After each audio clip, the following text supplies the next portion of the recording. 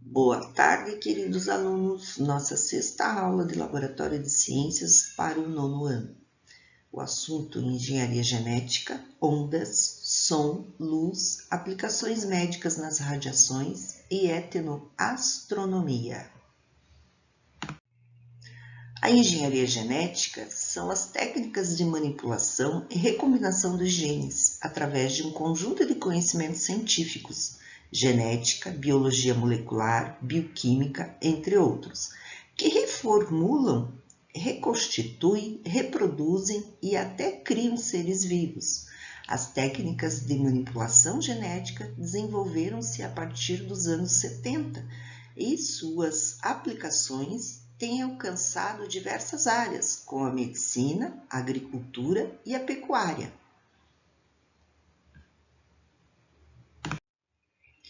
A clonagem é o processo feito em laboratório de reprodução de espécies geneticamente iguais. O primeiro mamífero clonado foi a ovelha Dolly, em 1996, no Reino Unido, que viveu durante 6 anos. No Brasil, o primeiro mamífero clonado foi a bezerra Vitória, que nasceu em 2001.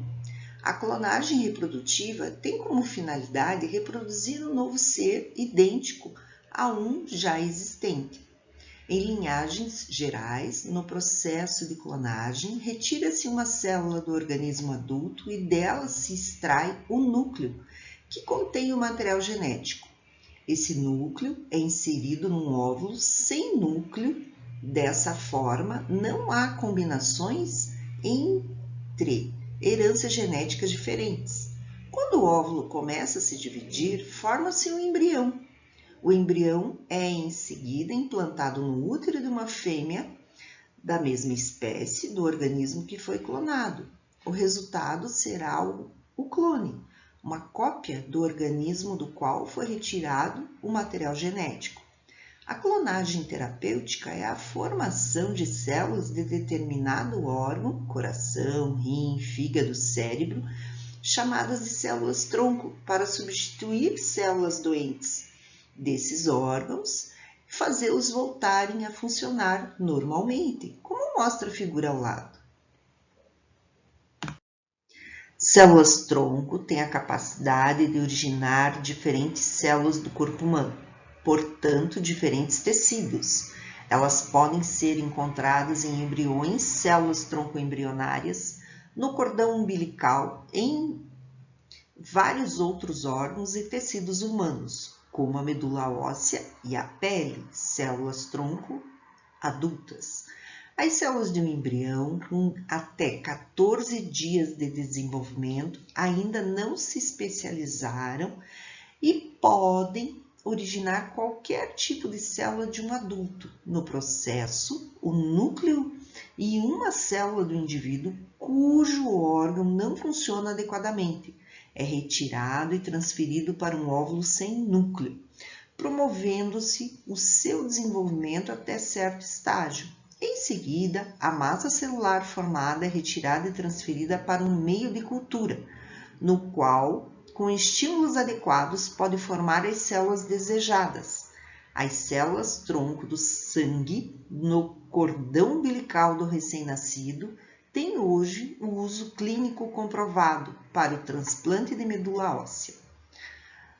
Nesta figura, as células-tronco do neurônio, das hemácias, dos hepatócitos e das células cardíacas. Os transgênicos. Só de olhar você não percebe a diferença entre um alimento transgênico e um natural, mas eles são bem diferentes. Transgênicos, ou organismos geneticamente modificados, são seres vivos criados em laboratório a partir de cruzamentos que jamais aconteceriam na natureza. Com essa nova tecnologia, pode-se introduzir um gene de rato, de bactéria, de vírus ou de peixe em espécies de arroz, soja, milho, trigo.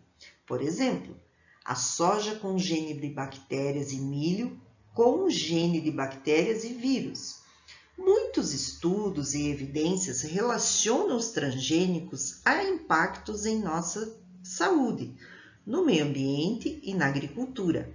A questão é tão grave que a Anvisa, Agência Nacional de Vigilância Sanitária, o Ministério da Saúde, o IBAMA, Instituto Brasileiro do Meio Ambiente, dos Recursos Renováveis, o Ministério do Meio Ambiente, foram contrários à decisão da CTN-Bio, Comissão Tecnológica Nacional de Biossegurança, de liberar os milhos transgênicos Liberty Link, da Bayer, da MON 810, da Monsanto, da BT11, da Syngenta, mas o Conselho de Ministros, CNBS, desconsiderou os argumentos técnicos dos órgãos do Ministério da Saúde e do Meio Ambiente e apoiou a liberação dos milhos.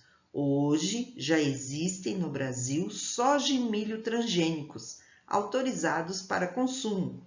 Portanto, para evitar o seu consumo, é muito importante buscar as informações no rótulo dos alimentos.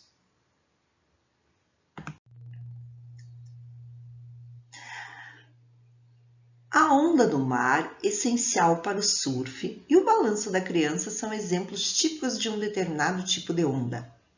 A onda mecânica, enquanto que os eletrodomésticos, para funcionar, necessitam de outro tipo de onda, as eletromagnéticas, como a luz e as ondas do rádio. Embora representem o mesmo princípio físico, as ondas mecânicas e eletromagnéticas são bastante diferentes entre si. A luz e o som são vibrações que se propagam através do espaço como ondas. Entretanto, elas são dois tipos de ondas diferentes. O som é uma propagação de vibrações no tempo e no espaço, através de um meio material. O ar.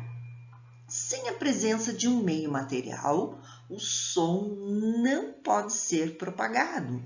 Embora muitos filmes de ficção científica insistam em mostrar o som de grandiosas explosões de naves espaciais, isso seria impossível na vida real, pois o som, como onda mecânica, não se propaga no vácuo.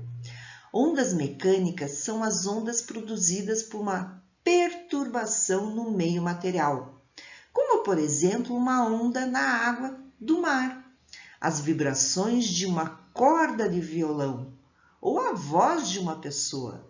Podemos entender melhor esse conceito se pensarmos no exemplo da criança brincando no balanço.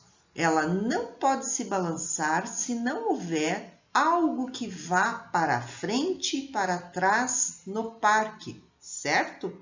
Ou para cima ou para baixo, com uma vibração, uma perturbação e um meio qualquer, que estava quietinho até essa vibração, e todas as vibrações que necessitam de um meio qualquer para poderem se propagar são chamadas de ondas mecânicas. Já a luz é uma onda eletromagnética, portanto pode se propagar no vácuo, o que é ótimo, senão de que maneira a luz do Sol e das estrelas atravessaria o espaço até chegar ao nosso planeta? O fenômeno das ondas eletromagnéticas é a base da física moderna, mas apresenta um pequeno inconveniente, ao contrário da vibração em que uma corda de violão ou de uma onda no mar, elas não podem ser observadas, apenas imaginadas. Ou você conhece alguém que já tenha visto uma onda de rádio se propagando por aí.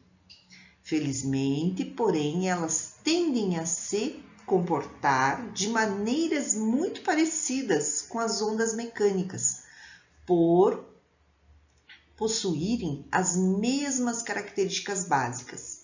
Assim, para conseguir imaginar uma onda eletromagnética e seu comportamento, primeiro é preciso saber quais são as propriedades que ela tem em comum e que uma onda mecânica apresenta. São elas: a frequência, o período, o comprimento de onda, a velocidade de propagação, a amplitude e a energia. Mas não se assuste com esses nomes. Se você já foi a uma praia ou brincou de pular corda alguma vez na vida, pode ter certeza que já conhece bem esses elementos característicos de uma onda.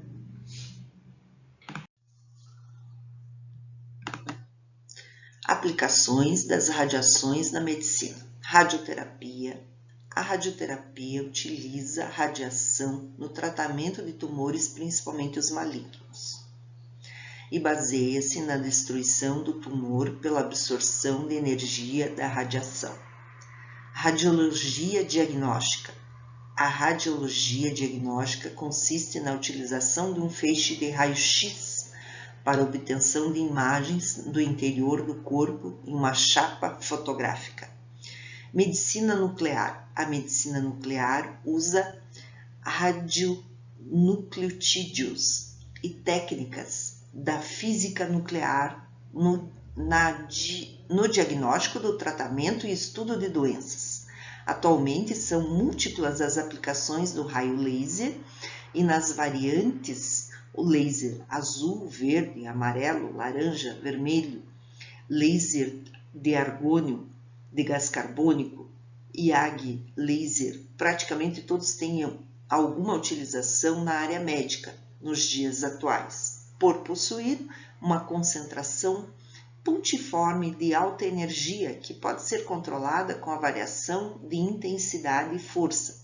Tem uma aplicação prática extremamente útil e comum na oftalmologia, nas cirurgias de refração, miopia, por exemplo, e nas cirurgias de retina. A radiação danifica os tecidos vivos, de modo que as pessoas que trabalham com material radioativo devem se proteger. Os raios alfa e beta são absorvidos mais facilmente, mas os raios gama são muito mais penetrantes.